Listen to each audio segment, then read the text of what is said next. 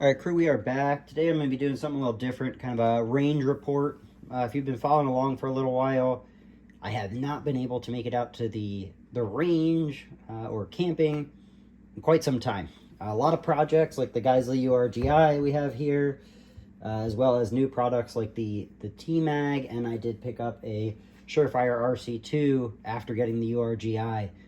So I haven't had a chance to test those out until yesterday. The range trip was kind of short.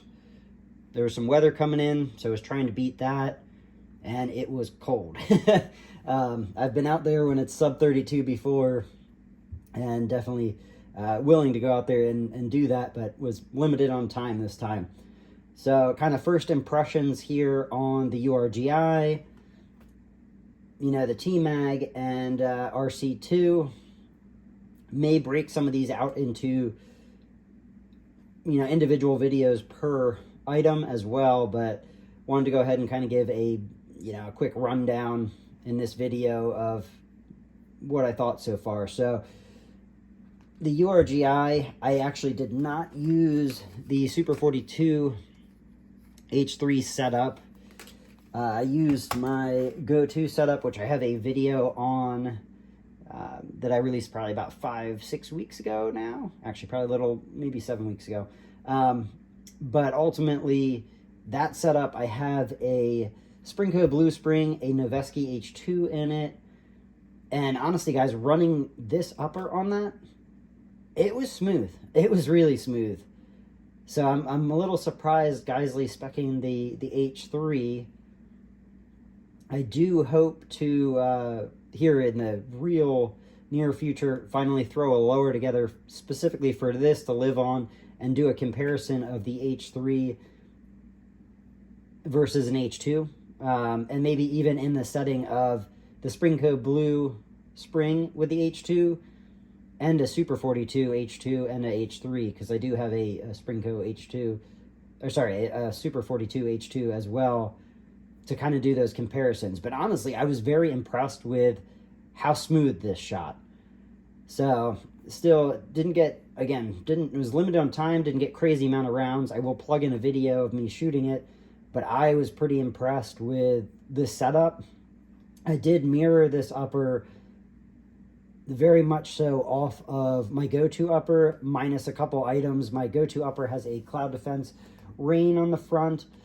This is a Arisaka body with a mod light head and a Surefire DS00 tail cap and a mod button.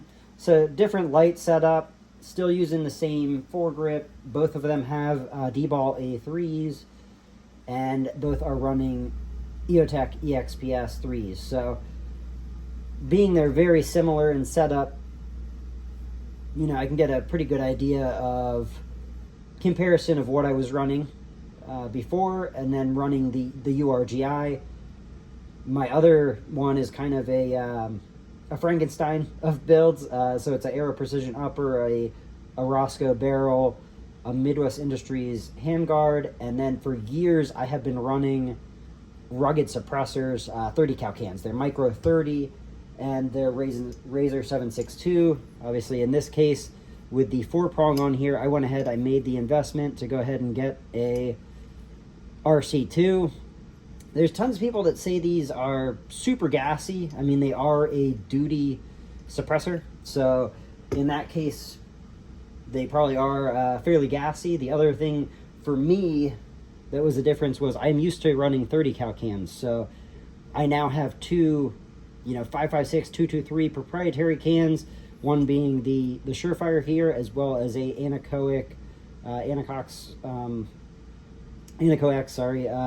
223. So that I ran both of those yesterday. I will probably do a separate video on the Anecoic, but it was neat to try.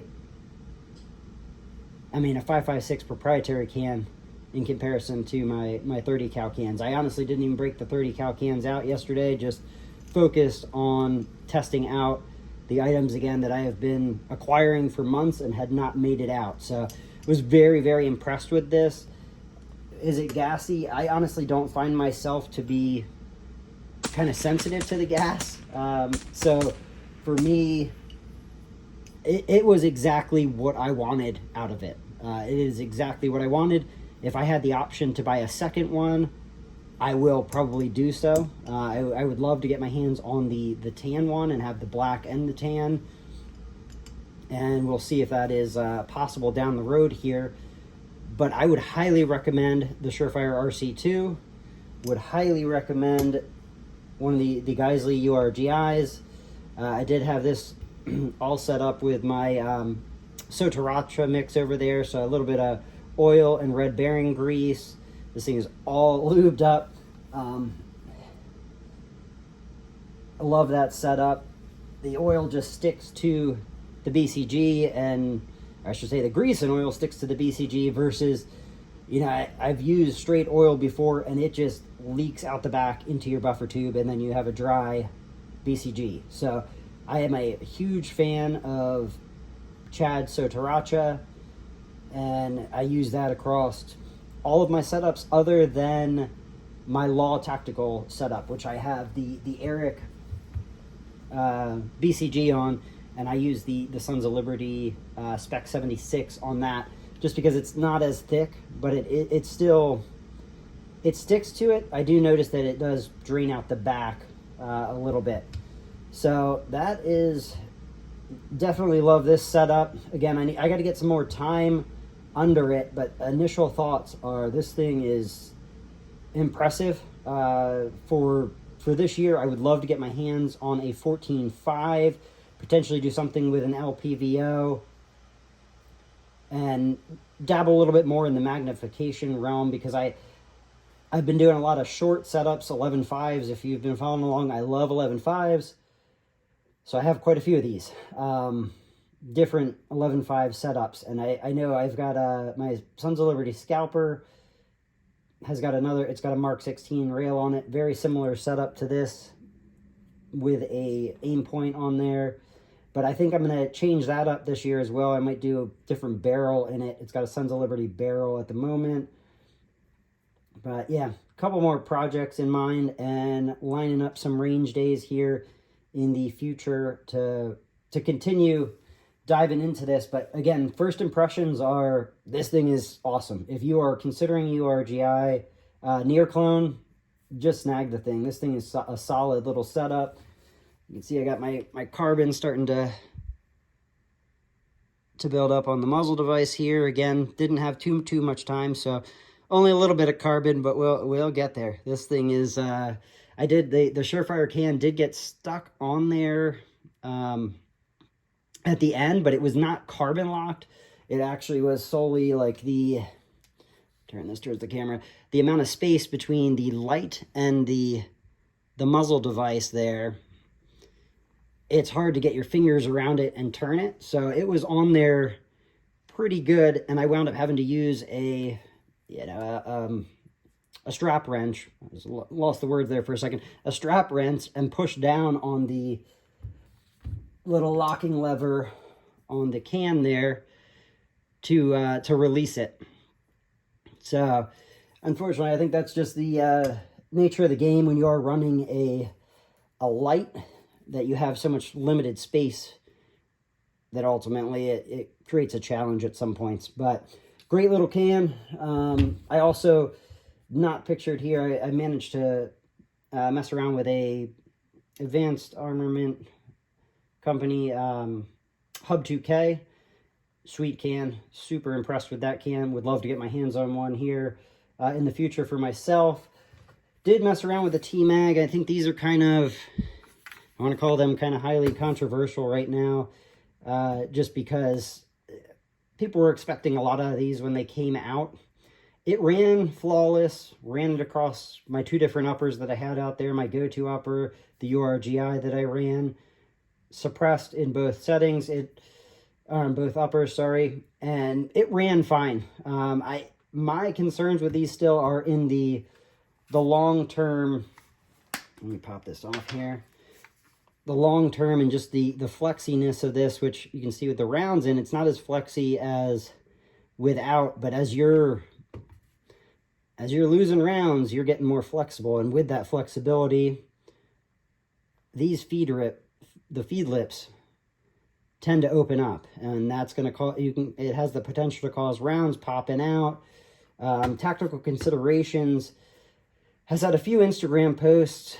I haven't checked his YouTube. He probably has a YouTube on it too, but he's had issues out in the desert where these are clogging up and the follower is actually getting stuck. So first impressions here, it ran the first trip for me. Again, wasn't a crazy trip, so didn't get to really heavily beat up on stuff and test it out, but did run it, and it ran this trip. So gonna keep testing it. You can see I do have this marked. I have 3 of these, and 2 of them flex enough that the follower drops into the middle.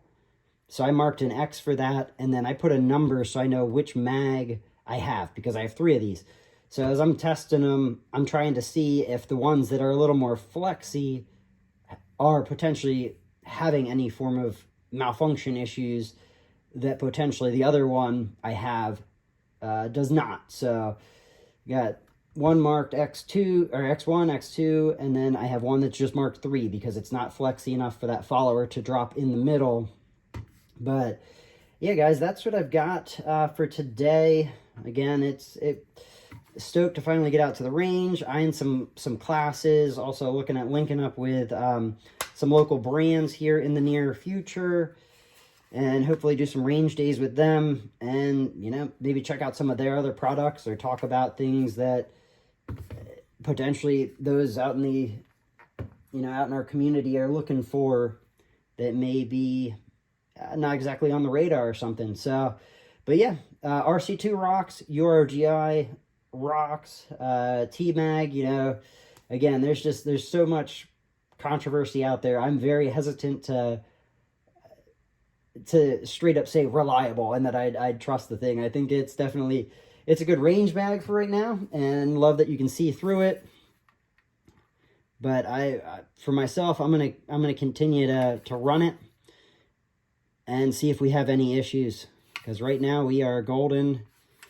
And that was across, again, the URGI and across my Frankenstein go-to build. So, but that's what I've got for you guys today. URGI was off my friends over at Brownells. Actually, I think I pretty much assembled this whole thing off of there. The URGI Near Clone, the D-Ball A3 Arasaka body was from them.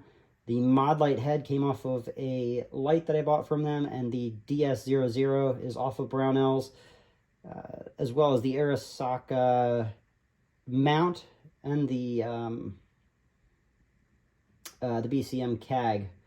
So the mod light button I snagged off of Big Tex. This is the 4.5 inch. Brownells oddly never gets in the 4.5 inch, and on this size of setup, I do not need a 7-inch cable. So snag that off Big Tex. The TMag and the RC2 are off of Brownells as well. So huge fan of them. I have links down below as well as codes. Feel free to check those out through my campsite link. If you're used to seeing Linktree links, they're not very Second Amendment friendly, guys. So many of my buddies have all started to shift to using Campsite. So you may start to see more folks using that in the near future, being they are a little bit more Second Amendment friendly. But that's what I've got for you today. Just quick range report on running through this stuff, kind of initial impressions, and looking forward to getting out there, diving more into these, and giving you some more feedback as I get more rounds through it. But I will catch you guys later. Run suppressed. Stay blessed.